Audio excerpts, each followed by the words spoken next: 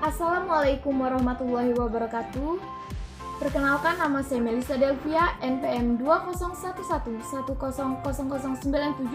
Di sini saya akan merevisi pembahasan saya tentang pendekatan dan metode dalam pendidikan Islam. Yang pertama, pendekatan dalam pendidikan Islam. Pendekatan dalam pendidikan Islam adalah cara menghampiri atau mendatangi sesuatu. Habib Tahaha mendefinisikan pendekatan adalah cara memprosesan subjek atau objek untuk mencapai tujuan. Yang pertama, adapun pendekatan pengalaman.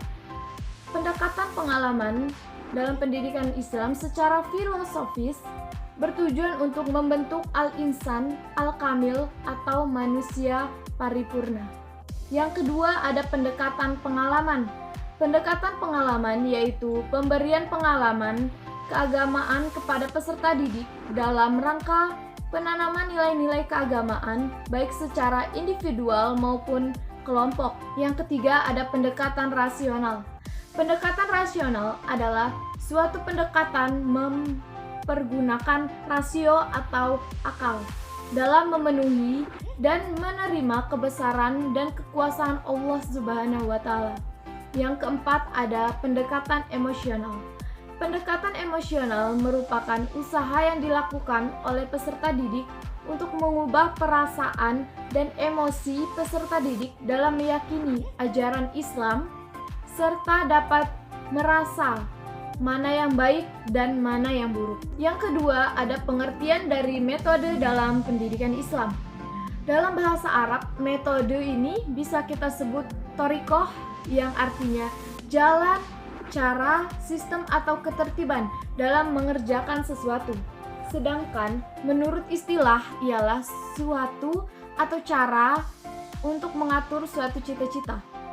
Sedangkan pendidikan Islam yaitu bimbingan secara sadar dan pendidik atau orang dewasa kepada anak yang masih dalam proses pertumbuhan berdasarkan norma-norma yang islami agar berbentuk kepribadiannya menjadi pribadi muslim.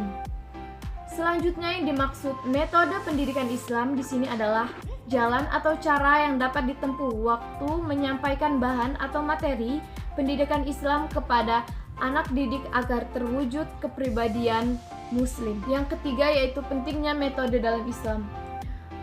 Kepentingan metode ini dalam Islam untuk mengadakan pembentukan akhlak yang mulia, untuk persiapan kehidupan dunia dan akhirat, untuk membutuhkan semangat ilmiah dalam belajar dan memuaskan keinginan tahuan mengenai ilmu itu sendiri, menyampaikan pelajaran dari segi profesional, ada juga mendidik akal dan persiapan pikiran, membutuhkan potensi dan bakat-bakat dasar pada anak didik, menumbuhkan pribadi yang tanggung jawab, mengenal manusia terhadap interaksi sosial dalam tata kehidupan, mengenal manusia pencipta alam sehingga mereka bisa mengambil manfaat dari alam tersebut. Dan masih banyak lagi pentingnya metode dalam pendidikan Islam ini. Selanjutnya, prinsip-prinsip metode pendidikan Islam. Yang pertama ada prinsip memberikan suasana kegembiraan. Prinsip ini terdapat dalam Al-Quran Surah Al-Baqarah ayat 25 yang artinya, dan sampaikanlah berita gembira kepada mereka yang beriman dan berbuat baik, bahwa bagi mereka disediakan surga-surga yang mengalir sungai-sungai di dalamnya. Begitu juga dalam dunia pendidikan, suasana gembira hendaknya selalu kita ciptakan. Hal ini dimaksudkan agar lebih mudah mendidik maupun peserta didik termotivasi untuk melakukan kegiatan rutinnya sehari-hari, yaitu proses belajar mengajar. Yang kedua dalam prinsip memberikan layanan dan santunan dengan lemah lembut. Firman Allah dalam Al-Quran Surah Al-Imran ayat 159 yang artinya, maka disebabkan rahmat dari Allah lah kamu berlaku lembah lembut terhadap mereka. Sekiranya kamu bersikap keras lagi, berhati kasar, tentulah mereka menjauhkan diri dari sekelilingmu. Karena itu, maafkanlah mereka. Mohonkanlah ampun bagi mereka dan musyawarahkan dengan mereka dalam urusan itu. Kemudian, apabila kamu telah membuat tekad, maka bertakwalah kepada Allah. Sesungguhnya Allah menyukai orang-orang yang bertawakal kepadanya. Sesuai dengan ayat ini, hendaknya kita selalu berlaku santun dan lemah lembut terhadap orang-orang di sekitar kita. Tidak terkecuali ketika sebagian pendidik yang tentunya terhadap peserta didik, karena hal itu dapat akhirnya akan kembali kepada diri kita sendiri. Yang ketiga, ada prinsip bermakna bagi peserta didik. Dalam proses belajar mengajar, pendidik hendaknya memberikan materi sesuai dengan kemampuan dan kebutuhan peserta didiknya. Semua itu bertujuan agar materi yang disampaikan lebih bermakna baginya. Yang keempat, prinsip prasyarat. Untuk menarik minat peserta didik diperlukan mukaddimah atau prasyarat dalam langkah-langkah mengajar bahan pelajaran baru yang dapat memadukan perhatian dan minat mereka ke arah bahan tersebut. Yang kelima, ada prinsip komunikasi terbuka. Pendidik hendaknya mendorong peserta didiknya membuka diri terhadap hal atau bahan pelajaran yang disajikan kepada mereka. Yang keenam, ada prinsip pemberian pengetahuan yang baru. Dalam pendidikan Islam, terdapat prinsip pembaharuan dalam pelajaran, baik tentang fenomena-fenomena alami maupun fenomena yang terdapat dalam diri mereka sendiri. Yang ketujuh, ada prinsip memberikan model perilaku yang baik.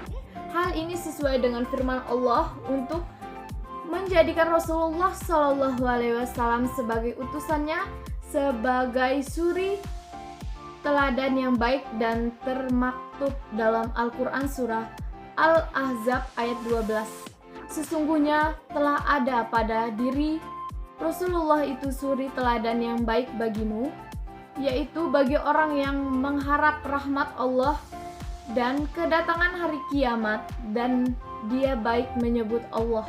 Yang kedelapan, prinsip pengalaman secara aktif. Mendorong peserta didik untuk mengamalkan semua pengetahuan dan setelah diperbolehkan dalam proses belajar mengajar. Yang kesembilan, ada prinsip kasih sayang. Ini prinsip yang terakhir. Adapun dalam firman Allah dalam Al-Quran surah Al-Anbiya ayat 107, yang artinya, dan tiadalah kami mengutus kamu melainkan untuk rahmat bagi semesta alam. Sebagaimana kita ketahui bahwa Islam yang dibawa oleh Rasulullah SAW sebagaimana agama yang memberikan rahmat bagi semesta alam. Asas-asas metode pendidikan Islam yaitu asas motivasi. Ini dapat diupayakan melalui pengajaran dengan cara yang menarik sesuai dengan tingkat perkembangan peserta didik. Yang kedua, ada asas aktivitas, dapat diupayakan dengan aktivitas jasmani berupa penelitian eksperimen, pembuatan konstruksi model, cocok tanam, atau juga dengan aktivitas rohani. Yang ketiga, asas apersepsi, gejala jiwa yang dialami jika kesan baru masuk ke dalam kesadaran seseorang yang berjalin dengan kesan-kesan lama yang sudah dimiliki disertai proses penggolongan sehingga menjadi kesan yang lebih luas. Yang keempat, asas peragaan. Asas ini diupayakan melalui penggunaan berbagai macam alat peraga secara wajar. Yang kelima, ada asas ulangan. Asas ini merupakan usaha untuk mengetahui taraf kemajuan dan keberhasilan dari peserta didik. Yang keenam, ada asas korelasi, akan menimbulkan asosiasi dan apresiasi dalam kesadaran dan sekaligus membangkitkan minat peserta didik terhadap mata pelajaran. Dan masih banyak asas-asas yang diperlukan. Di sini juga terdapat jenis-jenis metode pendidikan Islam, yaitu ada metode ceramah, adalah penerangan atau penuturan secara lisan oleh guru kepada peserta didiknya. Yang kedua, metode tanya jawab ialah menyampaikan pelajaran dengan jalan guru mengajukan pertanyaan dan murid menjawab pertanyaan tersebut. Di sini juga ada metode diskusi, suatu cara penyajian atau penyampaian bahan pelajaran di mana pendidik memberikan kesempatan kepada peserta didik untuk membicarakan dan menganalisis secara ilmiah guna mengumpulkan pendapat. Yang keempat, metode latihan siap. Metode ini juga disebut drill, yaitu suatu metode dengan jalan melatih anak didik atau siswa terhadap bahan pelajaran yang sudah diberikan. Yang kelima, metode demonstrasi eksperimen. Suatu metode di mana guru diminta atau murid sendiri memperlihatkan dan memperagakan pada seluruh kelas tentang suatu proses atau suatu kaifah melakukan sesuatu. Metode pemberian tugas dan resitasi. Ini sering juga disebut metode pekerjaan rumah atau PR, yaitu metode di mana siswa diberi tugas khusus di luar jam pelajaran. Yang ketujuh, metode karya wisata. Metode ini mengajarkan dengan membawa siswa meninggalkan sekolah menuju suatu objek untuk mempelajari suatu yang berhubungan dengan pelajaran sesuai dengan kurikulum berlaku. Ini juga sering disebut study tour. Metode kerja kelompok. Kerja kelompok adalah metode dengan pembagian siswa dalam kelompok untuk mempelajari sesuatu pelajaran dengan bersamaan. Yang terakhir yaitu metode sosiodrama dan bermain peran. Dalam penggunaannya, selain dapat digunakan secara silih berganti, juga dapat dirangkai menjadi suatu kesatuan. Kedua metode ini kadang-kadang disebut dramatis. Metode ini dapat digunakan terutama dalam bidang studi akhlak dan sejarah Islam. Baiklah, sekian dari saya. Wassalamualaikum warahmatullahi wabarakatuh.